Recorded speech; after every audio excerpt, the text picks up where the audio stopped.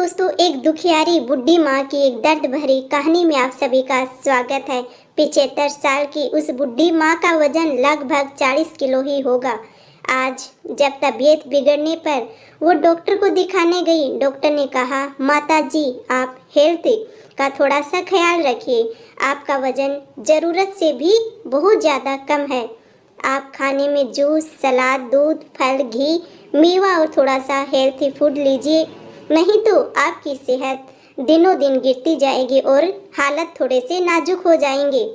उसने भारी मन से डॉक्टर की बात को सुना और बाहर निकलकर सोचने लगी, इतनी महंगाई में ये सब कहाँ से आएगा और पिछले 50 सालों में फ्रूट, घी, मेवा घर में लाया कौन है। बहुत ही मामूली पेंशन से जो थोड़ा बहुत पैसा मिलता है उसे घर के जरूरी सामान तो पति ले आते हैं, लेकिन फल, जूस, हरी सब्जी ये सब पति ने कभी लाकर नहीं दिया और खुद भी कभी ये सब खरीदने की हिम्मत नहीं कर सकी, क्योंकि जब भी मन करता कुछ खाने का, खाली पर्स हमेशा मुंह चिढ़ाने लगता। नागपुर जैसे शहर में मामूली सी नौकरी में और जिंदगी की गहमागमी में सारी जमा पूंजी, पति का पीएफ, घर की सारी अमानत, संपदा, गहने, जेवर सब एक बेटे और 2 बेटियों की परवरिश, पढ़ाई लिखाई, शादी में सब कुछ खत्म हो गया था। दूर दिल्ली में रह एक बहुत बड़ी कंपनी में मैनेजर और मोटी तनख्वाह उठा रहा बेटा भी तो खर्चे के नाम पर सिर्फ 500 रुपये ही देता है, वो भी महीने के। बेटियों से अपने दुख माँ ने सदा छुपाए ही हैं, उन्हें कभी अपने गमों में शामिल नहीं किया है। आखिर ससुराल वाले क्या सोचेंगे। अब बेटे के भेजे इन 500 रुपयों में बूढ़े माँ बाप तन ढके या मन की करें।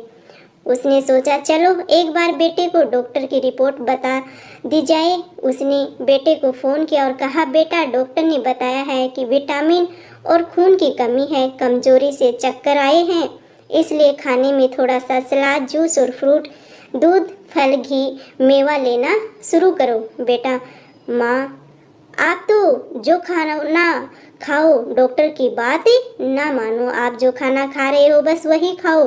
माँ ने कहा, बेटा थोड़े पैसे अगर भेज देता तो ठीक रहता। बेटा बोलता है कि माँ इस माह है तो मेरा बहुत खर्चा हो रहा है, कल ही तेरी पोती को मैंने फिटनेस जिम ज्वाइन करवाया है, तुझे तो पता ही है वो कितनी मोटी हो रही है, इसीलिए जिम ज्वाइन करवाया है। उसके महीने के 7,000 रुपये लगेंगे, जिसमें उसका वजन 4 किलो हर माह कम कराया जाएगा और कम से कम 5 माह तो उसे भेजना ही होगा। 35,000 का ये खर्चा बैठे बिठाए आ गया। अब जरूरी भी तो है ये खर्चा माँ, आखिर 2-3 साल में इसकी शादी करनी है और आजकल मोटी लड़कियाँ पसंद कोई करता नहीं है माँ। माँ ने कहा, हाँ बेटा ये तो जरूरी था, कोई बात नहीं, वैसे भी डॉक्टर लोग तो ऐसे ही कुछ भी कहते रहते हैं, चक्कर तो गर्मी की वजह से भी आ गए होंगे, वरना इतने सालों में तो कभी ऐसा नहीं हुआ, खाना तो हमेशा से यही खा रही हूँ मैं तो। बेटा बोला, हाँ माँ।